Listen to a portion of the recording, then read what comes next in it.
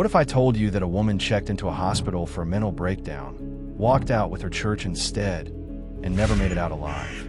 And what if the truth behind her final days was buried under silence, secrecy, and power? This is the story of Lisa McPherson, a woman whose death has haunted the Church of Scientology for nearly 3 decades. She was a devoted follower who trusted the system she believed in, and she needed help. But instead of finding support, she was kept in isolation, and her condition slowly deteriorated.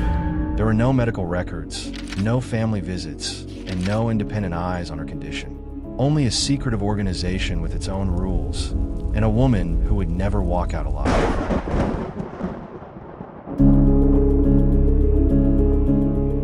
Lisa was born in 1959 and grew up in Texas.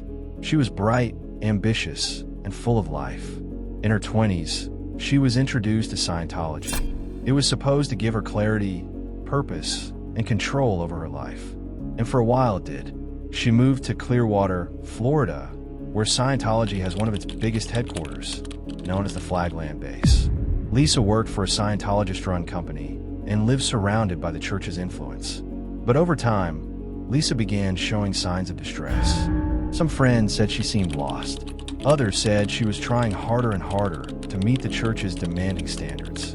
And by 1995, her mental health started to unravel.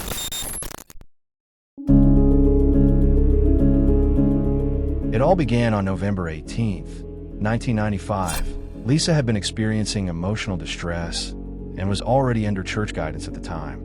That afternoon, she was involved in a minor car accident. Although the crash itself wasn't serious, what happened next raised alarms. Lisa got out of her car, began undressing in the middle of the street, and told paramedics that she needed help. She was taken to a local hospital for psychiatric evaluation. Doctors believed she was in the middle of a mental health episode and wanted to keep her overnight. But within just a few hours, representatives from the Church of Scientology arrived. They insisted that Lisa didn't need psychiatric care, and they convinced both her and the doctors to let her leave. Instead of going home, she was taken to the Fort Harrison Hotel, the church's spiritual headquarters in downtown Clearwater. And that was the last time she was seen by anyone outside the church.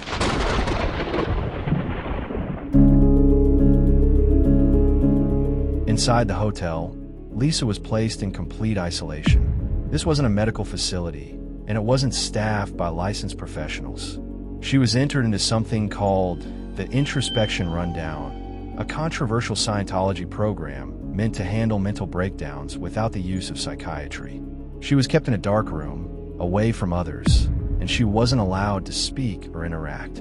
Staff members checked on her around the clock, but none of them were doctors.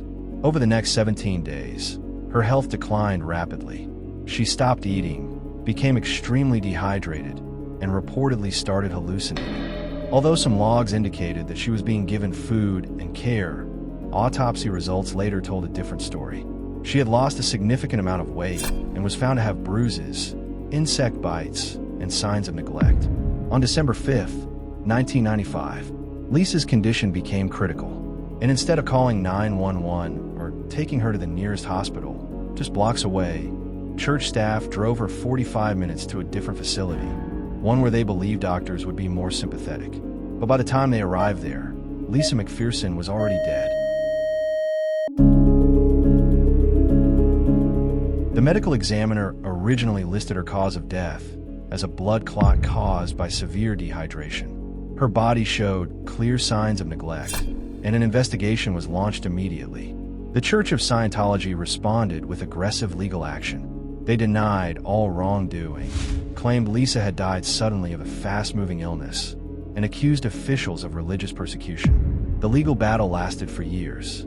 At one point, the state of Florida filed felony charges of abuse and practicing medicine without a license. But after a new medical examiner revised the cause of death, those charges were dropped. In 2004, the church settled a wrongful death lawsuit filed by Lisa's family, but the terms were kept confidential. No one was convicted, and Lisa's death was quietly pushed out of the headlines. Although the case was legally closed, many still believe that vital questions were left unanswered. How did a woman under constant watch deteriorate to the point of death?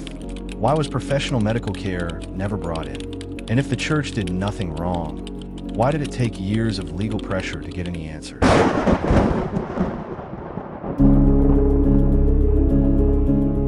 Today, Lisa McPherson is remembered as more than just a former Scientologist. She has become a symbol for those who question the unchecked power of private belief systems. Her case exposed a hidden world that few were allowed to see, and many who spoke out faced legal threats and intimidation. But her story refuses to go away. So here's the question I want to leave you with.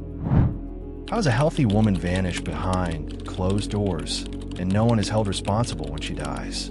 Let me know what you think in the comments. And if you want more real stories about cover-ups, conspiracies, and the hidden corners of history, make sure to subscribe to Covert Briefings.